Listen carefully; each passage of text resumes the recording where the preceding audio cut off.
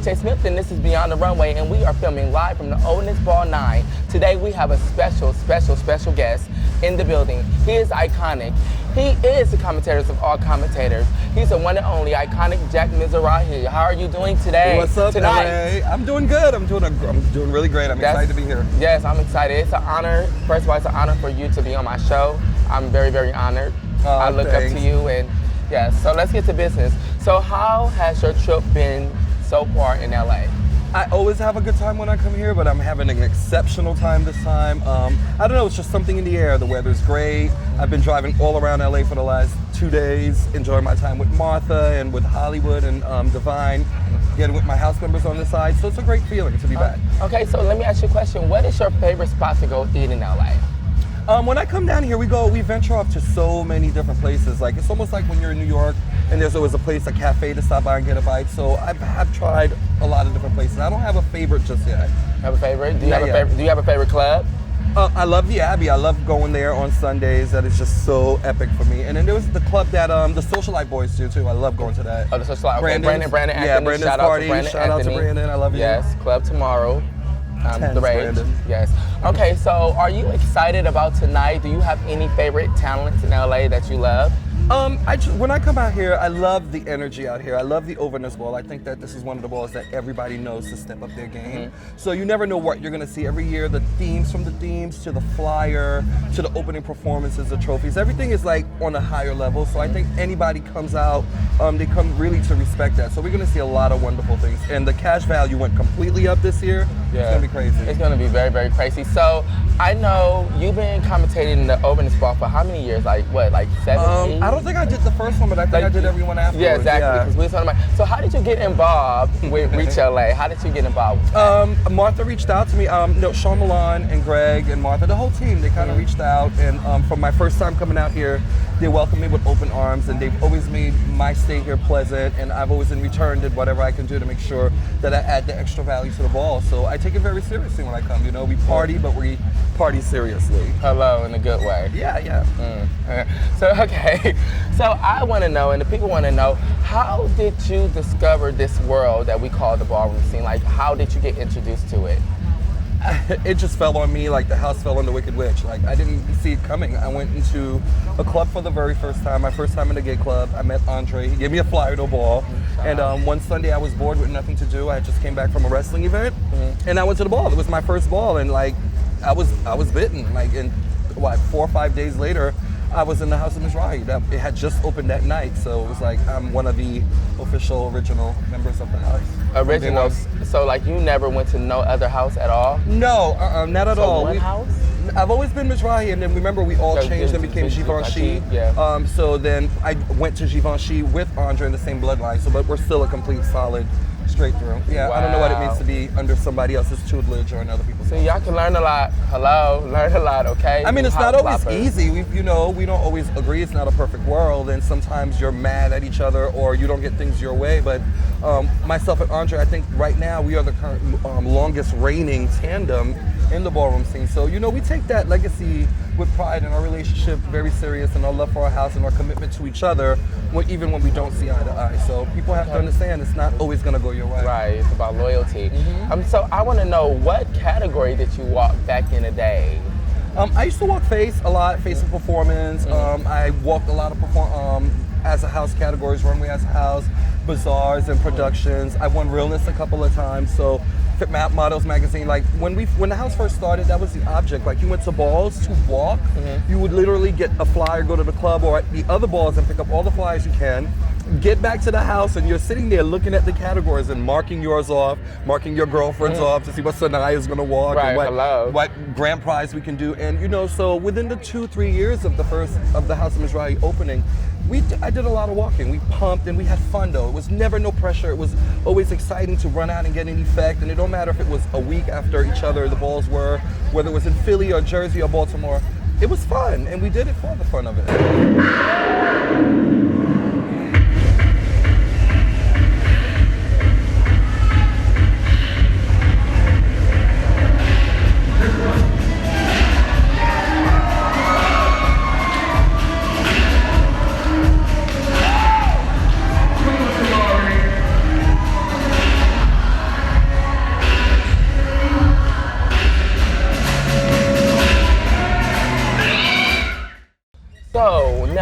know, how did you become the commentator? Like, how did that happen? Like, I mean, growing up, I've always been verbal, and I was part of, drama club in high school. I was part of our forensics leagues in, well, it's a national thing. So it's basically you have different categories like speech and debate, original oratory, all kind of different categories where, your communication and your verbal skills came. So after graduating and making it to several nationals and state finals, it was the end of the road. So when I went to the ball and seen that there was another place that I can actually be articulate, I never thought I would do it. I heard Stewart at the first ball and I was like, oh, I could do that. And it came out of nowhere. I used to narrate the productions the house used to do, and our Chanel, he heard me and he was like, you know what? You're gonna commentate Grand March at our house ball. And then it snowballed from there. Our first house, the house elected me to commentate the ball, and I had to do it on a megaphone. So wow. Yeah, and it's been that from there. Well, so like when you did start commentating, obviously you became the commentator. Did you and Selvin start at the same time, or how did you and Selvin? Because when I first saw you and Selvin, so I kind of looked at y'all as a boy group, kind of. So I want to know, like, how did y'all get together? It was actually myself and Eric first. And we really, Eric Christian Bazaar, yes, rest in peace, brother. I miss you always, triple threat. But it started off with myself and Eric, and we had a great flow. And Selvin was a person with a lot of talent, but we'd never heard him on the mic just yet. And one night, it was a Milan ball. It was a category where if you commentated in one, commentator versus commentator, you get to commentate the ball. And I got there late, and he did it, and he turned it. Selvin killed his champ where he was spelling Mississippi, crooked letter I, BPI, and she killed it. And that night, Selvin commentated that ball. I think I judged that ball now because I got there late and couldn't compete in the commentator thing. So it was him and Eric. And then people just started hiring the three of us. Like, it really didn't matter. They loved our chemistry. It didn't matter like what the budget cost to get three commentators to wherever we had to go. And we became known as the triple threat. Okay, yeah, the triple threat, because Selvin, I had a talk with him and he told me about Eric. So so that's something I wanted to know. So like, let's fast forward, because we got a like quick time. So you became the commentator, you became just big. So now you're doing a lot of things. I know you have a lot of organizations that you're doing. Gorgeous Entertainment. Yeah, Gorgeous Entertainment. How did you create that? What made you think about that? When I look at Ballroom and all the strides that we've taken, like myself creating the Hall of Fame within just a year of participating in the Ballroom, creating the awards ball within just like 5 months of being Ballroom active, and getting the respect of the elders and the pioneers, it has always enabled me to open up my creativity and push the envelope into different categories and different systems. And I just always knew that I've dedicated my life into making sure that the talent that's here is not just always looked as just a novelty. Like, people can't just come in here and say, well, I need a couple of dancers to make my Vogers, to make my wedding fab, or to make my event. No, respect us as a community, respect us as a group of people that used to be the major influence, not used to be, but still are a major influence in everything that's happening in pop culture. And I just felt like gorgeously entertaining the world with our talents is our mission. So that's what I want to do. So I know you created a lot of categories. Do you care to name some of them, and why did you create them? I mean, sometimes you sit back. That's the glory of being a ballroom promoter or going to a ball. It's just like seeing a person can describe a category a certain way, and then the way somebody brings it could be in sync with your vision or completely, totally different than what you thought, but still not bad at all, So I've always been the freedom of coming out and being able to express yourself. I've tried to make up different stuff. Like, I'm really proud of what Sex Siren has become. As a house, I know we're proud of what Vogue Femme has aspired to, Realness with a Twist, the Rumble formats, the Battle Ball format. It's a lot of contributions that, I couldn't just pick up one, Right. Hello, you gotta keep it going, Oh, yeah, it's gonna be limitless. Right, so I want to know one thing, because, I commentate also in LA, for those that don't know.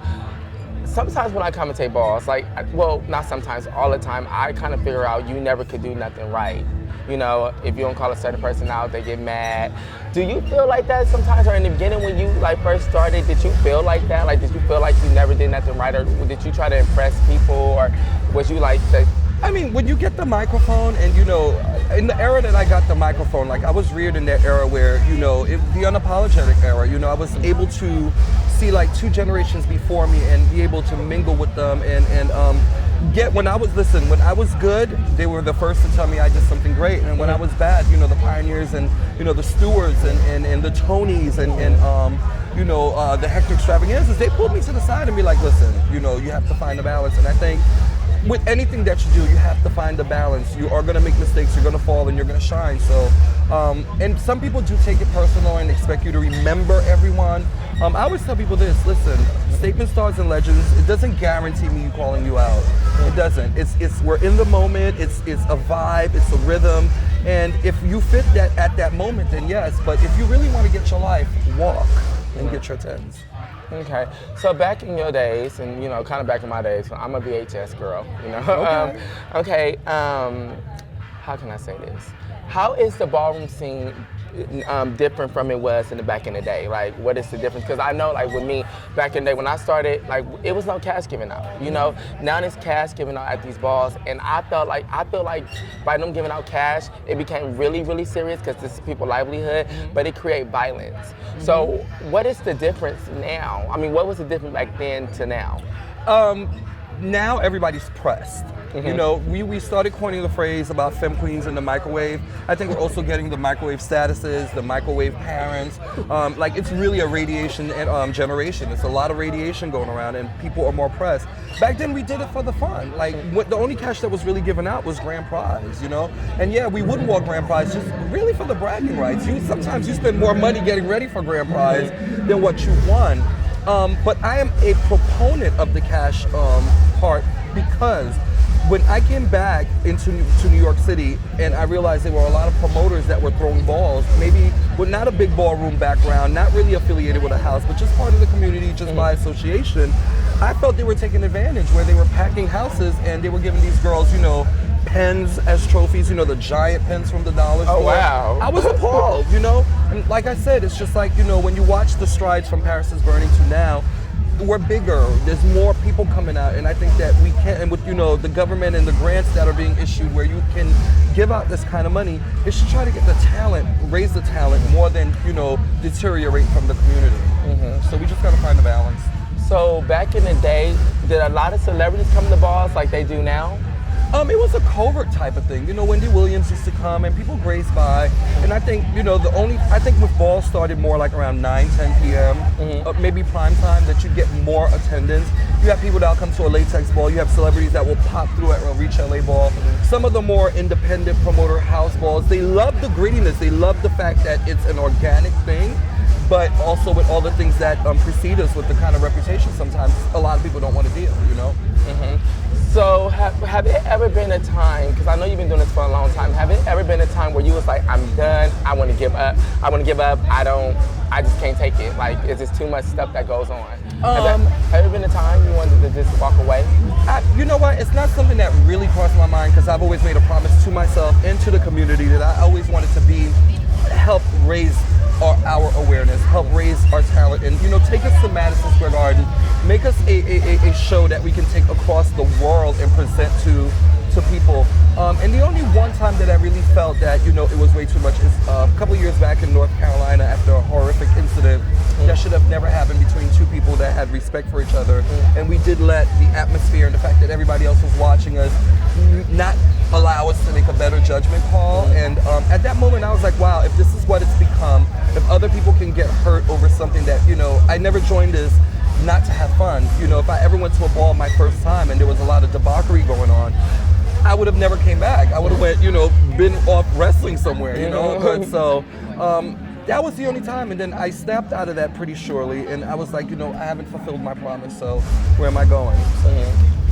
Okay, cool. Now I know you're big on the HIV and AIDS awareness, and I know nowadays I have people coming up to me that's 18 years old, like, Aniche, I'm sick, I have HIV, where do I go to get treatment? Because I always promote them like HIV, if you need to get tested, go to Reach LA, I always promote it.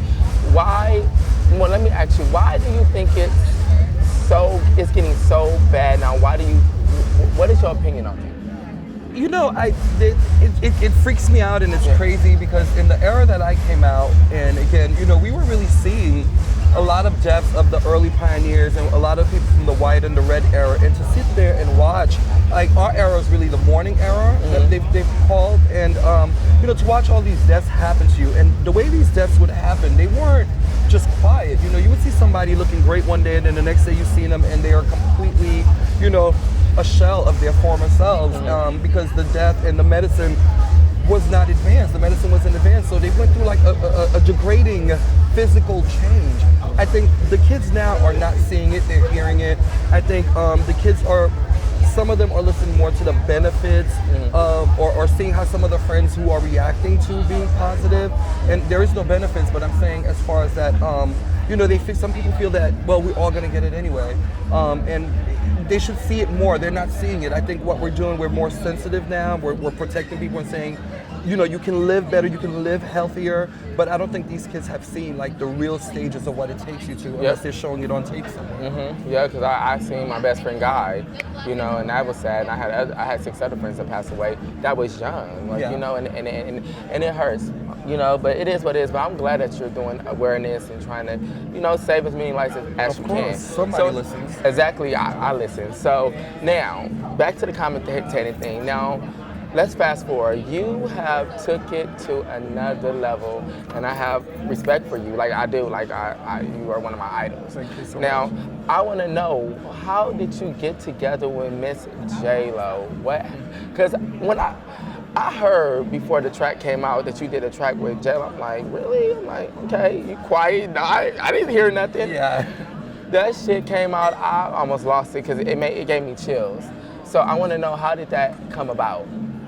Well, you know, so somebody reached out to me and said, Jennifer Lopez want to use you. She, you know, she's creating a song, and you know, you're the person for it. And I was like, okay, cool. So they called and they gave me a date to go to the studio in New York, and it just so happened that date that they asked me to be in New York, I would be in Atlanta. So I was like, oh, I can't do that date, I'll be in Atlanta. So the person called, they was like, oh, we're gonna call you right back. Hold on, Atlanta? Called me back within an hour, and they were like, this is perfect. Jennifer wasn't, you know, comfortable with you doing it in one studio and her doing it in another studio, so she's in Atlanta filming a movie.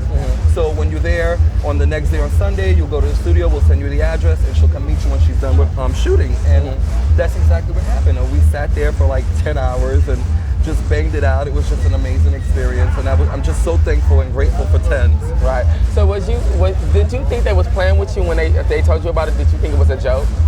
No, not really, because I've been, you know, fortunate enough that, you know, things like that happen. I'm a person, when somebody grants me or gives me an opportunity, I'm more than thrilled about it, and I don't brag about it. I thank my stars. I'm very appreciative, and I won't talk about it until it comes to fruition. So, you know, and that's what happened. We did this like back in January, and it wasn't until like late May that I got a text message that said it's officially on the CD, and go ahead and put it on social media. And by the time I was able to, they had already took care of it, and everybody was just calling. And it was scary, but it was fun. So was you nervous, like when she came, or was anything that you do, you want to step out and you want to do something? And I mean, my job is always to make my people proud, and also to put us in a great loud, you know, light, and just show, you know, our energy and our passion and our commitment to us. Like, you know, being in this ballroom scene for 22 years, I don't take it lightly. You know, I've made a lot of great friends, very few enemies, but, you know, they're memories that will last me a long time. 22 years is like becoming a master of something.